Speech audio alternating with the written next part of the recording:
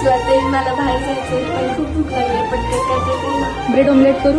okay अग झन्नानल काळजा मंदी अन हत्ता मंदी हात आलं जी सैराट झालं जी